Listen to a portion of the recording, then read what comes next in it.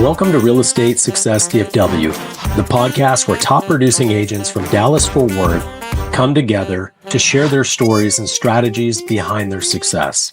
I'm Shaune Corbett, your host, and with over 300 million sold in the local real estate market and the honor of being best of D multiple times, I know what it takes to make it in this market. Each episode, we're going to dive into the world of real estate, learning from the very best in the industry. If you're ready to level up your game, you're in the right place. Let's get started. Hey everyone, welcome to Real Estate Success DFW with Shaune Corbett. I have got a celebrity with us today. His name is Nav Singh. He goes by Nav. Is that correct? Is that how you like to be? Yep. Okay. Yeah, I go by Nav. That's what I've been calling you over the phone and all the other times. So Nav has just been absolutely killing it on some different spaces. I want to kind of talk a little bit about that. But first, let's say hi to Nav. How are you today? Hey, I'm doing great. Thank you. It's funny you said celebrity, and I think everyone in real estate, they're like, oh man, I'm a celebrity. I'm so famous. But at the end of the day, man, I'm just another normal guy. But I really appreciate the kind words. Thank you for having me. Well, I say it because your Instagram is the envy of most, right? I mean, you have like over 18,000 on your Instagram, and I know you've had an intentional purpose in making that be a better, more important part of your business. And it's intentional. You can see it, Yeah. And we'll talk about that in a little bit. I always like to kind of start, how do we get it? What made you decide you're going to sell real estate, or did it find you? I would say so, backstory, I graduated from the University of Texas at Arlington, and that was home, and Arlington has been my home. So I'm born and raised Arlington, and I would say it's something that I truly love this city. And I went to Ditto Elementary, I went to Young Junior High, Martin High School, and then it was just a natural progression. I went to UTA. I knew I wanted to get my degree. But after that, when I graduated, I was like, hey, what am I going to really do? Right. So once I graduated college, and in college, I would say that's where my real estate career really began, because I started networking with people, and I didn't know I was building connections for life, because that's what I feel like real estate is, right? Networking and connections. But my family, where we have a business background, my parents and uncle, they've been in the car dealership business for over 30 years here in Arlington. So business has always kind of been in the blood. And then from there, what happened is they started dabbling in real estate, bought one property to flip, bought the second property to flip. So started buying rentals, started buying commercial properties. And at that point, at no point was it like, hey, go get your real estate license. It was, we had an agent. And then my dad and I talked, and my uncle, they told me, they were like, hey, I think we should get your license. Our agent's making some mistakes, and we feel like he's not fully helping us. And they're like, you're young and sharp. You can step in and take care of it. So I did it. And here we are like 6-7 years later, and probably the best decision I ever made. It's not an unusual track to find people get into real estate through their own investing. Yes. It's actually more common. And the ones that do that typically make it because they understand the ups and downs of real estate, and they're not just thrown in thinking that, wow, I'm going to make $200,000 a year showing houses and having fun. Right. That's this perception that people have about real estate agents, is that you just make tons of money and all you do is fun things. And that's not, we know that's not the case. Yeah, I wish. Yeah. And you can make it fun, right? You can enjoy what you do, and you can enjoy helping people through that process. And you can certainly enjoy the opportunity of turning ugly properties and making them beautiful, and helping a family move into a much better home than it was. It's something that I did do for a while. I did about 100 flips here in Dallas-Fort Worth, and I did about 50 of them in my personal name. And then I did another 50 for others. So I became kind of an advisor. I would find the property, I would renovate the property, I would lend on the property, and then I would stage the property, and I would sell the property, all the different phases to help them turnkey. Oh, that's amazing. And I still do that, today for those that are still involved in that space. I just find that I like the coaching and the podcasting space more for my extra time. And then I just still work my own sphere of influence, for my regular transactions. That's amazing. Yeah, I definitely agree. Like, there's so much that, I think there's not real estate. When you say real estate, like I do real estate, it's so broad, right? Yeah. Well, are you an agent? Are you a flipper? Are you a wholesaler? There's so many things that you can do. So that's one of my favorite things about real estate, is there's endless possibilities, like you just said. I'll tell you what's really interesting is sometimes that gets you in trouble with people that you know, like, and trust in your sphere. They don't realize that you're a real estate agent because you're doing some real high level real estate related work, Yeah. right? Finding investment properties, converting them, lending on them, or whatever it is. They don't even think about you as, no, I just want to buy a house. Yeah. I have been missed so many times because they think that I'm some type of, fancy guru in investing. And I'm like, Mhm. no, I can actually help write a contract for you and sell a house to you. Yeah. It sometimes gets you in trouble if you don't have proper way of staying in front of your sphere top of mind as an agent. Yeah, 100% agree. I remember there was an instance, and this is some good advice to agents because, we as agents, sometimes we just showcase our more luxury properties, more high dollar properties, right? And I remember this was about 2020 in my career, and one of my friends, she reached out to me and she was just like, "Hey, I'm interested in buying a house, but I don't really want to bother you." And I was just like, you're not bothering me if you're I mean, at the end of the day, I want all my friends and my family to just reach out to me whenever, right? Even if it's not real estate related, right? But, I would say we were pretty good friends in college and, she was just like, I'm Nav, I feel like I'm so sorry I'm bothering you. And she was like, I was like, no, she was like, I need some real estate help. I was like, okay, cool, let's sit down, grab some coffee, and we'll see where it goes. And then we sit down and she's like, yeah, I'm trying to buy a $400,000 house. And I was like, okay. And she was like, but I feel like it's such a bother to you. I don't want to bother you. I was just like, look, it's not a bother at all. I really appreciate that you even think and you want me to help you, right? For me, I tell people I do $100,000 condo listings. I help people buy $100,000 condos. They're very rare now, but 2, 3 years ago, you could buy them on in Fort Worth and stuff like that. But I even help my clients list their rentals, right? If they purchase with me and everything like that. And even to this day, like if I'm listing a rental and someone wants to see it and no one else is available, I'll go show it. I don't think if again, like it's a fine line, right? Like balancing time and trying to figure out what we can do. But at the end of the day, I don't feel like you're ever too good for anything. Sure. I mean, either you own the business or someone else will. So Yep. there's opportunities for those type of conversions. And people take it personal when the people closest to them don't call them for real estate. Yep. They're you're just going to have to get over that. It's a hard thing to kind of swallow because they don't want you in their personal business. They don't want to affect your personal relationship. There's different reasons for it, or they don't want to ask for to take advantage of the relationship and try to get something extra from you. And Yeah. that's going to happen. You can't take it personal. I mean, I've had closest people to me, they'll do like I've had one set, they did 8 transactions without me. Okay. Oh wow. Eight over, the last 10 years. And Yeah. I sell 100 houses a year. And I'm Yep. like, I can handle helping you, but they just didn't want me involved in their personal space. So you just have to learn how to let it go. Yeah. And I will say this, that's a really good example because actually one of my best clients, I've probably done about like 5 or 6 transactions with them in the last 3 or 4 years. Like they buy single family homes, live in it, and he just moves really quick. So, Yep. you know, Yep. It's a but I really good remember, strategy. It's hard on you, but it's a really good strategy. You could build net worth faster doing that than almost anything else. yeah, 100% agree. And I think now he'll probably stay in this house a little bit longer because he bought the land and custom built because he was always upgrading. He was always moving into houses and figuring out what he didn't like. So now, since he bought and built, I think he'll stay put for a while. I'll give him like 3 or 4 years max until he moves again.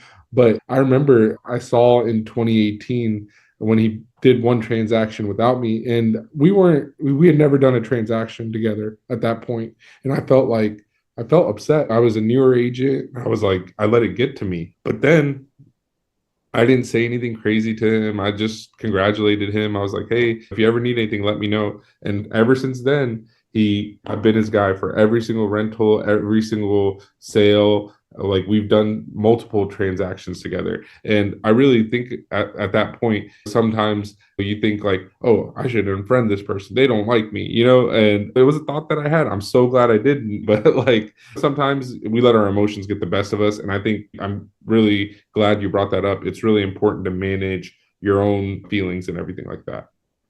Absolutely. Had you been frustrated with him or took a major issue with it, he never would have called you. Yeah, you know, 100% and it's agree. just like, well, if it's that going to be that way, I wouldn't want to call you now. Percent. So you've And got to learn how to just kind of let it go and accept that they had a win. They bought a house. That's what we want everyone to do. exactly. And I think we should look at the, like, as agents, sometimes we do get selfish, right? And especially when we're newer in the business, right? I think as you grow and you realize there's so much to go around, right? It's easier to realize, because I have some agents that work at my brokerage and they have friends and they grew up in the same, like, I got these two guys, they're best friends and they're both agents and they're in the same sphere. Oh So man.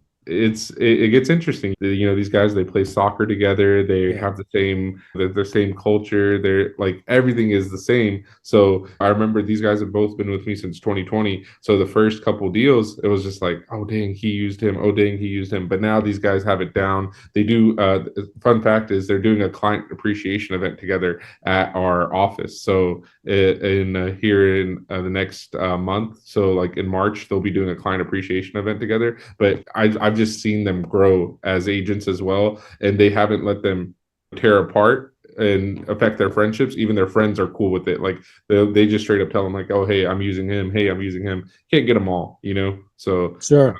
I'm very impressed with their growth. Yeah, that's fantastic. And it's one of those things that you have to, as a broker, foresee Yeah. where this is going to be a problem and how we Hmm. need to get ahead of it because it's going to happen often. Yeah. You know, it's almost better in cases like that. Hey, man, let's just partner Yeah. on any time we have people in common and we'll just split it and one will do more of the work than the other. Yeah. There's ways to kind of like just eliminate the emotion of it. You Or know the what I mean? awkwardness, more so than emotion plays a big part too. But then there's that awkwardness too. You know what I mean? Like, Yeah, you I got to like feel, drop that wall and be able to open up to them again, but you got this kind of defensive posture that you're kind of yeah. frustrated and you got to get past that. Hmm. Let's talk about social media because Okay. that's one of the big things you've really impressed me on the where the space that you're really growing your business. You know, most of us don't have a really strong social media presence anyway, and you've taken it well beyond most of the people I've connected with. From all the things I've been doing in the background research with you, that was the biggest thing that like, wow, that's incredible. You know, that type Thank of you. outreach is going to create ongoing sphere of influence touches, it's going to create ongoing transactions. It's going to build credibility for people that have never met you. Yeah. Holy cow, this guy's got 18,000 people followers on Instagram. They're going to be like, okay, well, he's got something to say that's got to be honest. You Yeah. know, No, so talk about that. Where did it start and where are you at today? yeah, no, thank you so much. So, I would say, like, social media, like, if you think about it, the people that you can connect with on it are amazing, right?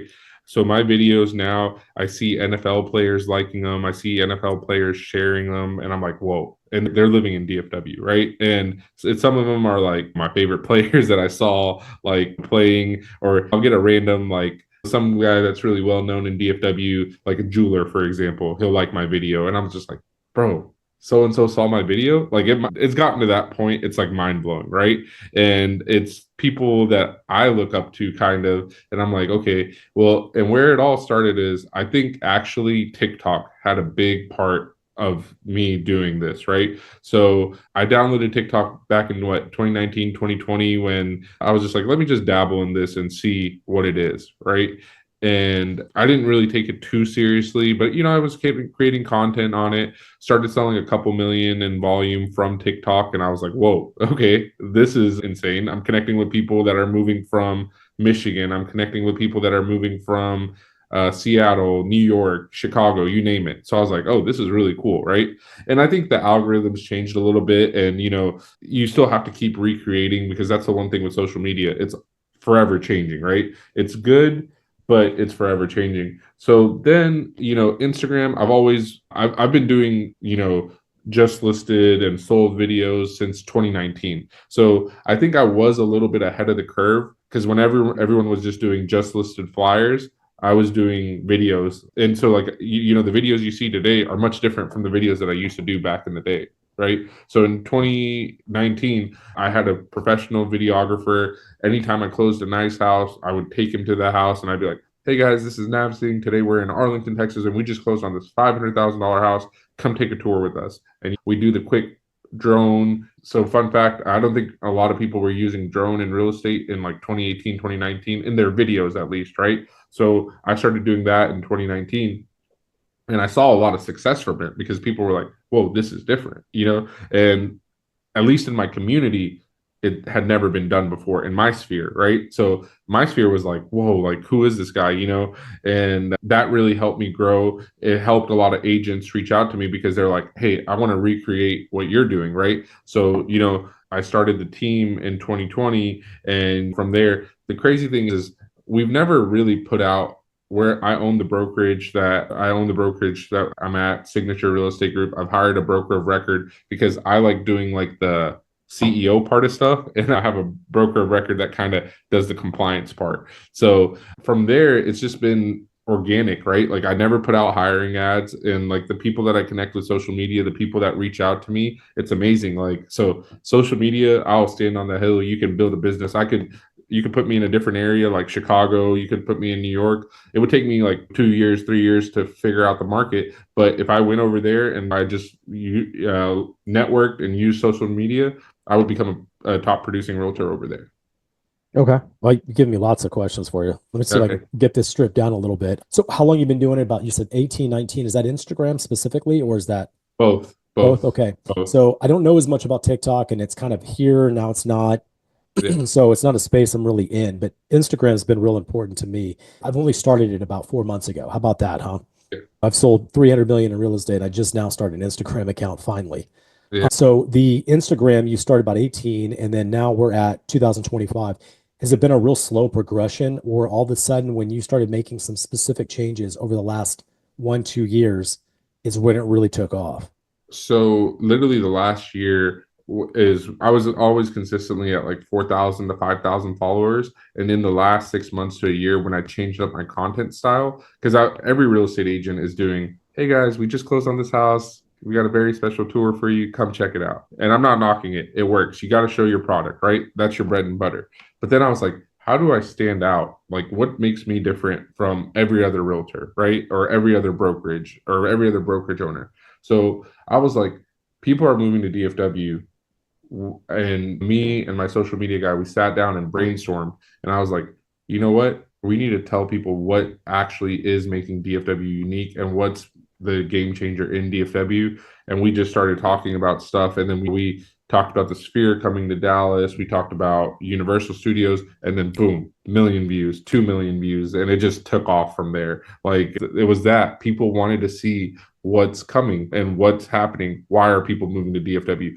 Who's moving to DFW? What businesses are coming here? You know, so of course, and it's all real estate related, right? When Universal Studios decided to build in Frisco slash Prosper area, it's real estate related. They buy the land, and what happens? People are trying to buy houses by it so they can Airbnb them. And so we just started seeing the DMs flood. Now people message us. They're like, hey, there's this empty piece of land. Do you know what's going to happen here? It's so funny. And I'm like, I'm sure if we do enough research, we can tell you. So it's pretty awesome. That is fantastic. Yeah. So you're creating opportunities out of, just the work you're putting in on. And the cool thing is it's just ongoing, right? So the Yeah. videos that you've had posted before, they're going to go back and watch. And it Oh, continues to grow and be your brand, who you are, advertising for you ongoing, and you don't have to reinvest in it. It's yeah. already done. Yeah. And so I think what's been the real shift as well is everyone knew we were like a residential brokerage and we do really well, but it's opening up huge commercial opportunities for us. Yeah. Are you working to get into the commercial space? If you asked me like about 5 years ago, some big multifamily guys sat down with me. They saw what I was doing in residential, and they were like, "Hey, we really want you to come over here and join our multifamily team." And part of me was like, "Oh man, I've worked so hard to build this residential career, right?" And like, because I feel like multifamily, you kind of got to be like know someone in it or born into it or whatever. But honestly, I'm very happy with where we are currently. We help our friends with like certain acquisitions and stuff like that. But I think residential will always be our bread and butter. But if there are some opportunities, like for example, right now we have a $5 million multifamily listing in Fort Worth, and we just got an LOI on it yesterday. Like stuff like that, cool. We'll knock it out onto the next. As long as it's within your sphere and your comfort space. Exactly. You're not trying to build a brand or anything around that. Okay. So let's talk about So we talked about social media. So you're running the company and you've got now some management team people and I'm sure you have some contract to close coordinating type people in the office and then you have agents working within your brokerage. How do you really make a work-life balance work with that? Yeah, really, it's just our day to day is so different, right? Real estate, there's no schedule. People, because I still help buyers, I still go to listing appointments. Really, I feel like I'm young enough right now to where I really enjoy doing everything that I do. That's where the team comes in, right? If I can't be there, I have someone that can go. So, and it's never perfect, right? Because I these buyers, they sometimes they have, and they have this misconception like I need to see it now, especially when it's like it's really difficult to manage people's expectations. Some people super easy to work with, right? And then there's others that are a little bit more difficult to manage their expectations, and they're like, I remember one of my agents was telling me he had gotten a new client and they had called him at like 3:30 and they wanted to he lives in Arlington and I think they wanted to see a house in Carrollton at like 4:30 and he was like, let me get with the seller, the property's occupied, and I'll let you know. And then the person was like, well, if you're living in an Arlington and it's going to be a problem, then I don't want to work with you. He was just like, so it's really important to manage expectations. And because at the end of the day, we are human. We have to make time for ourselves. We have to make time for our families. And of course, business, like this is work. We get, this is what you get paid to do for a living. So I think there is no balance, but you have to do your best to try to create it. Expectations is important. When you're talking with clients, it's always good to get ahead of them on everything. If you can stay a step ahead of them on every part of the transaction, including where you feel like their expectations are going to be, is going to go a long ways into managing that work-life balance. For example, you may say, tomorrow afternoon from 3 to 4 is our time we can go show. Let's go. And then you show them three houses and then you close it out, right? Yep. We've got in, we looked at them, we decided, we moved out. Either we move forward or we don't. But Yep. if we say, what do you want to go see and when do you want to go see it, it'll be 6 o'clock on Saturday. I mean, it'd just be like, okay, Yep. let's reset this and we're going to say how we're going to, approach this and make sure it's good for both of us. I want to make sure it's a good deal. And I always drive the vehicle on the transaction. That makes a big difference. I Um, 100% agree. I do 100%. like that. It's important to do the work-life balance, though. It's really important. I know you've got a newborn, correct? Yeah, he's 10 months old now, so he'll be actually yeah, he's turns 11 months in a couple days, so time flies. It'll change everything, right? Yeah, Now, all of a sudden, maybe I don't need to work all day Saturday and Sunday, right? Maybe I do it need was to changing. give my wife a break too, when there's Yeah. that element. But for me, I've got four kids, and they're from Oh, wow. anywhere. They're all from 4 to 10, so they're heavy in events and things going on every day. And I don't work weekends and evenings, as a part of my business model, and my clients know that. I just set that expectation up front, before we even get started. Yeah. And I think they respect it too, right? Because if work-life balance is important to them too, like I feel like your clients, they kind of mirror you, right? Like in the sense of like you are who you're around. So if you're around a lot of parents, if you're around a lot of like, I've seen my clientele shift from young single people to families as I'm getting older, right? I'm 32 years old now. So a lot of my clients, they're like buying, selling because their families are growing. So it's pretty cool to see. And I joke all the time. I think people, you're always so busy, you're always so successful. What do you do? You know what I mean? And I joke, I think it was the year of 2020 and 2021, like that COVID year and the year after. Every single weekend, I was either at a baby shower, a housewarming, an engagement party, or a wedding or a bachelor party. It was one or the other. There was no breaks. And so it's just like, I'm well networked and I'm invited to things. I go there, people start talking about real estate. And then sometimes I'm just like, man, I just want to enjoy the event and talk to people about not work. You know what I mean? But at the end of the day,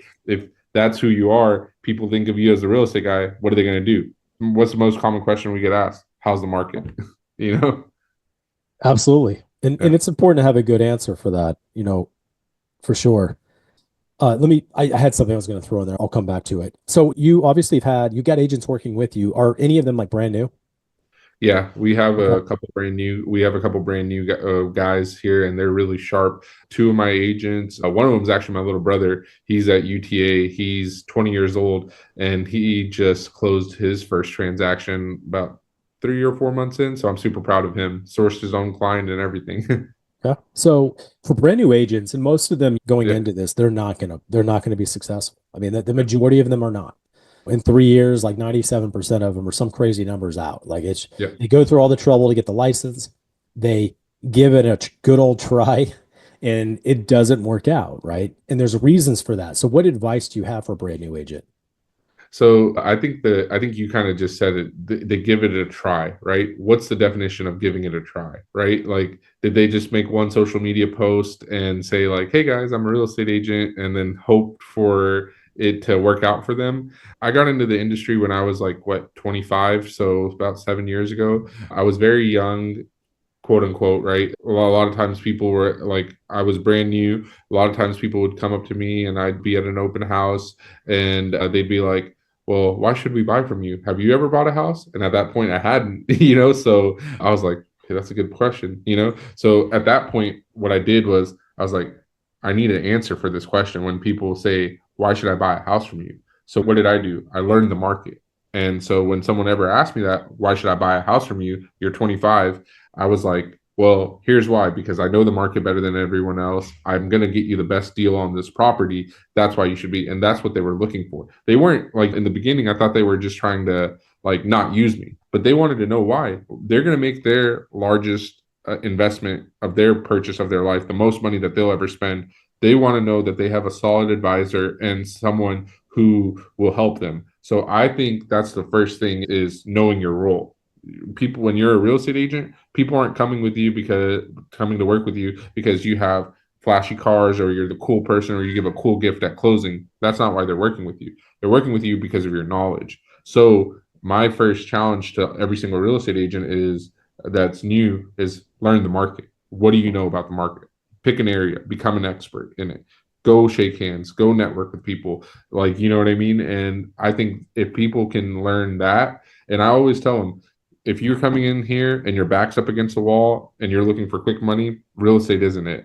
It takes 3 years for you to build a business and to see clients start reaching out to you. Until then, you're reaching out to them and you're doing all until your phone starts ringing and people are like, hey, Nav, I have this guy. He's looking for this. It was year 3 when that started happening for me. And I'd rather you, I'm in a much rather place. You'd rather be where the business comes to you versus where you're like fighting for the business, right? Because people can tell when you're desperate, right? Like, and I don't want any of my agents Yeah, to, yeah, I'll go show the house at 10 o'clock tonight. Let's go.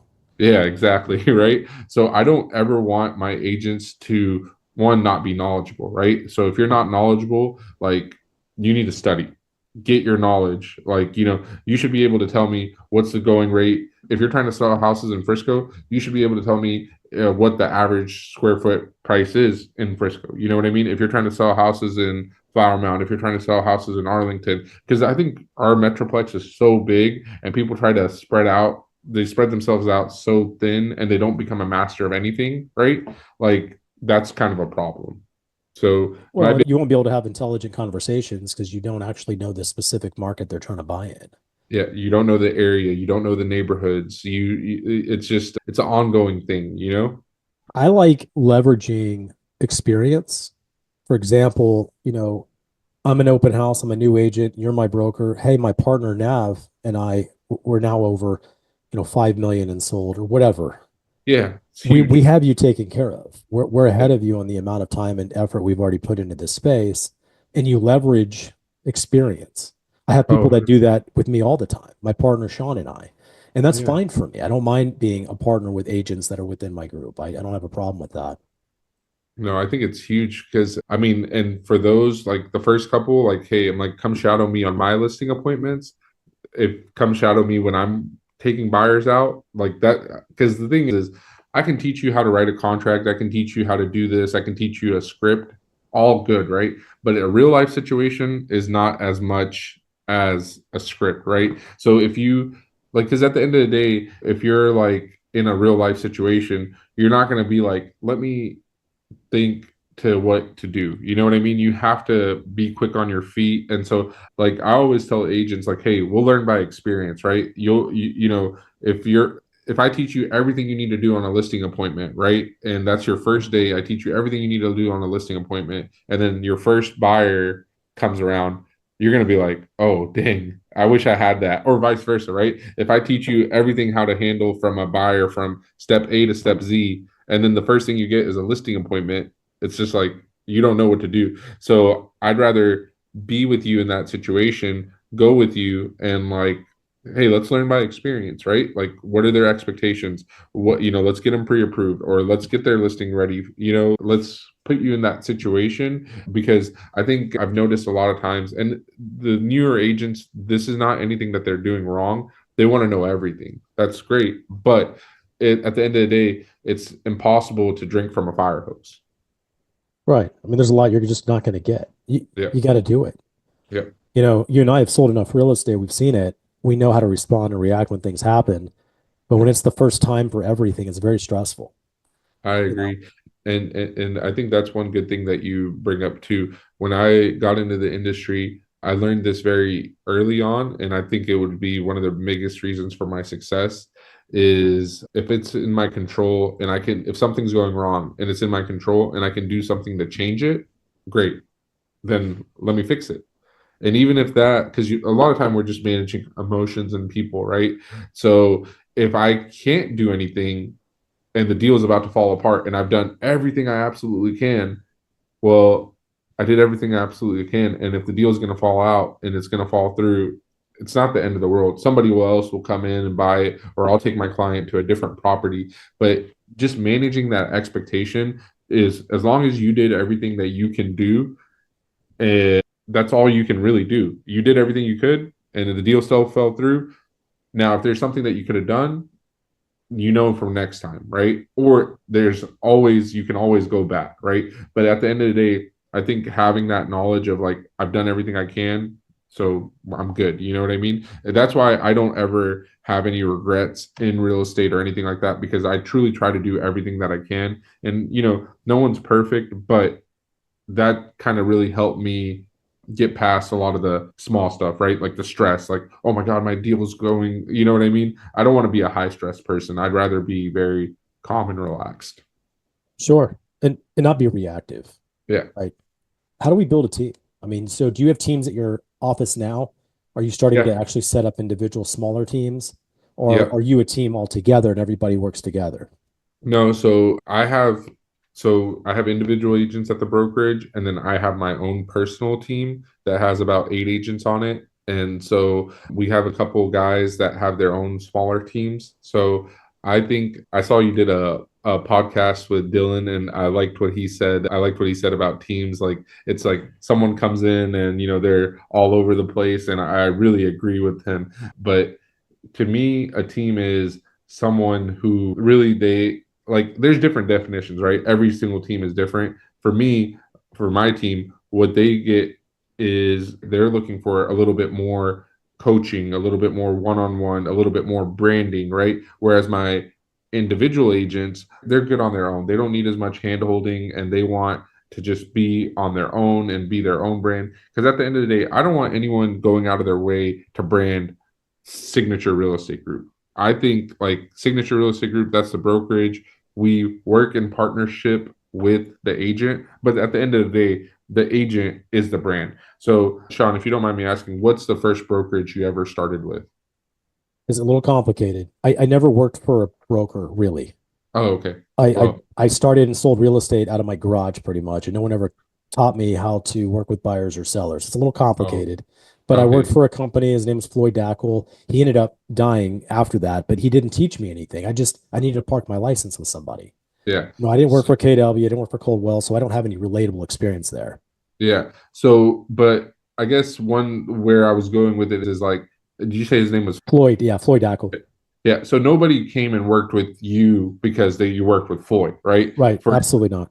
for example, for me, I was taught that like, hey, I started off at KW, right? And you got to start out somewhere. So I started off at KW, and nobody really came and worked with me because I was at KW or I was at JPAR. They worked with me because I was Nav and they knew me. And of course, the brokerage has tools and everything like that. I'm not saying that, right? But I think brokerages, too often, they feel like that the agent works for them, where I feel like it's the opposite.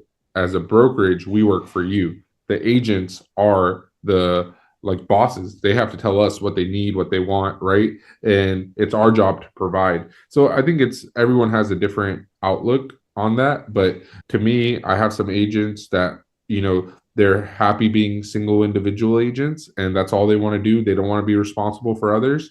Then I have some guys that are very ambitious. And, I even have a team here at my brokerage that they have goals of starting their own brokerage. And I've told them, hey, I was like, anything that I can do, because who am I to stop someone, right? I've told them, you want to start your own brokerage? Cool. I'll show you what everything that I did, and this is how you can do it, and I'll give you the ropes. Versus, whereas some brokerage owners would be like, oh, well, you're going to be my competition. There's more than enough to go around for everyone. You know what I mean? So I think my job is to just help people in the way that they need it, right? And so I would say we are a pretty unique situation because some of my agents that are on my team, they don't need to be here anymore under they don't need the hand holding. They could go and do whatever they wanted, but they like the environment. They're happy with where they are. And, they're proud of the brand that we've created. Yeah, I've been doing a series of videos where I've called it the counterculture agent. And I'm really addressing the fact that agents sell real estate, brokers don't. It's really a major emphasis. And I like that you do identify that the models really should be upside down. And most brokers still want to retain onto the ego in their brand. Brands don't sell real estate. Buildings don't sell real estate. None of that sells real estate. Yeah. Nav, if you're in my brokerage and you've been selling a lot of real estate and you go and decide to do something else at another brokerage, none of your clients are going to call me to sell them real estate. They're going to call you. Yeah. So ultimately, you are that the agent is the end person that has that lifeline. And there's a reason for this. I won't get too much into philosophy, but there was a breakdown about 20 years ago with the internet, and buyers and sellers started getting all the information in their hands. And there was less of a need to go to the broker's office or see their information or have them tell us what it is because buyers and sellers had it. They needed a facilitator, and the broker is not going to be the facilitator. The agent's going to be the facilitator. Yeah. And they just didn't need the broker. It's kind of really moved into that space. And I appreciate that you recognize that because that's a big challenge that brokers don't understand, is that they're really more of setting up agents for success than being the ones that are making all the action happen, because they're not. Yeah, I 100% agree. It is really important to realize that, because at the end of the day, and I'm not saying anything wrong with, there's brokerages out there that have their name as the brokerage. I don't think there's anything wrong with that. But for me, I was just like, I picked Signature Real Estate Group as my brokerage name because if I did Nav Singh Realty Group or Nav Singh's Associates, right? Like, they feel like at the end of the day, they're their own brand. You know what I mean? I didn't want them to feel like they're branding someone else or making someone else and like kind of, hey, my name has to be on your sign. Like at the end of the day. I agree 100%. I chose True West Realty. It was just a big brand. It was a big name. That was my brokerage. I was a broker for about 10 years. I had about 10 agents. And then I ended up just deciding it wasn't where I wanted to be in the future. But True West was my brand. And I've since moved to a company that I can just use my brand, but I don't have to. But I didn't want anybody branded under my name. And I agree. I agree with you as well. Well, we've actually come up to the end of it. Is there anything specifically you want to promote or share, or how do we get in contact with you? Yeah, so my team page is Singh Real Estate Group, right, on Instagram, and that's our TikTok as well. And then my personal page, which is now like my realtor page. I share a little bit about real estate on there. I share a little bit about my personal life on there. It's my first name, which is Navjot, Navjot.Singh.re. So Navjot.Singh.re, that's my page. And yeah, I think what you're doing is amazing, Shaune. I really am impressed with everything that you're doing. I love the podcast and I'm subscribing to it, and I'm so glad Tyler connected us because he's awesome. I think that's a guy that is doing amazing things as well. So love. How long have you known Tyler? We've actually probably met a few years ago. He get connected through one of my own clients that I've done probably 8 or 9 transactions with. And the thing about Tyler is he's got an organicness about his inside the look office deal behind the scenes. And he shares a lot of those experiences and things he's doing. So he has a real transparency with that. A lot of us, don't want to share the inside the office things, but he's sharing it. Like, he's being very open, and he's a very transparent guy. And we're definitely going to give him a shout out when we get yours put out there, because he's the one that connected you and I together. No, I really appreciate it. And yeah, I'm really excited to keep up with you and see all the other stuff that you do. And now I'm going to challenge you to post on Instagram and grow your social media as well. I'm excited to see what you do with it. So it'll be awesome.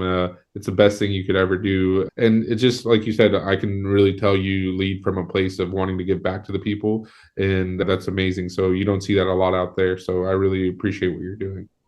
All right. Well, I appreciate all the kind words, Nav, and I will take your challenge. I will post. Well, thanks for joining me. Thanks for watching another episode. I appreciate it. We are going to wrap this one up. You can reach Nav, especially on Instagram. I think the 18,000 followers shows that he has got some information that you're going to want to see. And if you want to have any contact with him, connect with me as well. I'll make sure I get you guys connected. Until then, have a high performance week, and I'll see you next time. Thank you. Thank you, sir. Okay, bye. That wraps up another episode of Real Estate Success DFW. I hope you're leaving with new insights that push your real estate career forward. If you enjoyed the show, please be sure to subscribe, leave a review, or share it with fellow agents who's ready to succeed. And if you're interested in working together or have any questions, I'd love to hear from you. Reach out to me directly. My personal phone is 214-228-0383. Let's connect and make real estate success happen together. Until next time, keep pushing forward. I'm Shaune Corbett, and this is the Real Estate Success DFW. Have a high performance week.